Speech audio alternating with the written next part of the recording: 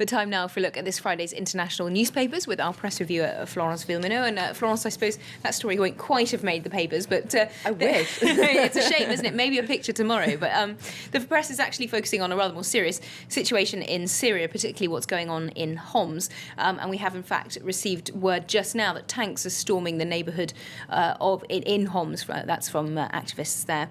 So events very much continuing. But you've been taking a look at what the Arabic press is saying. That's right. We're going to start by looking at Asharq Al-Awsat, which is a pan-Arabic daily that's based in London, so a little more independent, say. Mm-hmm. And it has an article that's called Bloodbath in Homs. And it says that for weeks there has been this constant bombing using very heavy artillery, so in line with what you were just saying. According to the article, even mosques have been bombed. Now, the article chooses its words very carefully because it's unclear exactly who's shooting at who, but according to the article, when it says that when it claims that it's the Syrian government troops, it says according to witnesses and everything. And there's an interesting point in the article where it says that anti-government activists in Homs have been calling on their counterparts in other parts of the country like Hama and Aleppo to take to the streets there to draw attention away from them in Homs. And we're going to take a look at the other side of things, El Watan, which is the official Syrian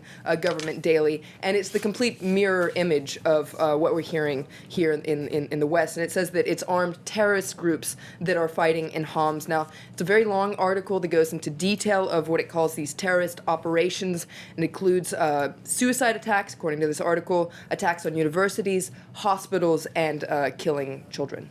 Okay, so but a lot of papers are also focusing on the diplomatic side of things following that veto by Russia and China at the Security Council. Yes, we're going to look at a cartoon, actually, in The Independent, which I think points out what a lot of people are thinking right now after that double veto. You see there Barack Obama, David Cameron, Nicolas Sarkozy, so the Security Council, and King Abdullah of Saudi Arabia, and they're all sitting on their hands while Bashar al-Assad is raising his bloody fists defiantly. Now, a lot of people have believed that the international community is somewhat confused as to what to do now. Hillary Clinton even said that the Security Council was neutered after that double veto. And China and Russia have been drawing, obviously, a lot of criticism. So I thought there was an interesting article in The Guardian where Liu Xiaoming, who's the Chinese ambassador to the UK, tries to explain why China voted no. Now, according to the article, our veto at the UN draft resolution on Syria reflects a desire to calm, not inflame the situation. Now, according to Liu, China voted no because this draft resolution was a harsh, kind of a rash decision. It was kind of a knee-jerk reaction. And basically, according to him, it wouldn't have calmed the situation down at all. It would have complicated the crisis. So essentially what he's saying is that it was too quick. And he does point out, though, that China is for a political solution so long as Syria's sovereignty, independence, and territorial integrity are respected. And he says that we have to give peace a chance in Syria. Okay, interesting that China's feeling the need to get its point of view out there. But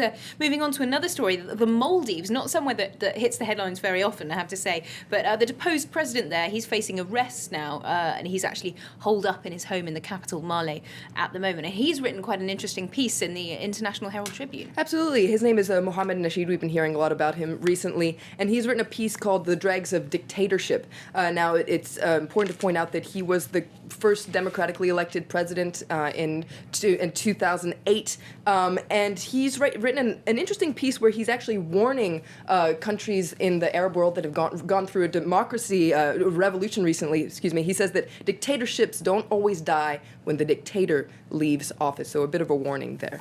Okay, and that seems to be a warning to people in Tunisia, Egypt, Libya, Yemen.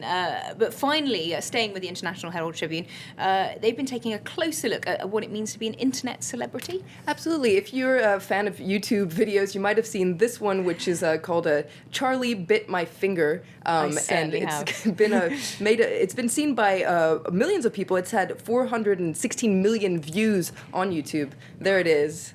And basically, the International Herald Tribune kind of goes back and finds this family. They've had perks. They've had a little bit of a financial success, but they've also drawn some criticism for putting their kids in the spotlight like that. Yeah, indeed. I think if you go to the website, to the video now on YouTube, there's all kinds of debate going on underneath about whether it was fair to put Charlie in the spotlight like that. But he certainly certainly is very cute. Thanks very much indeed, Florence, you. for that look at today's international papers.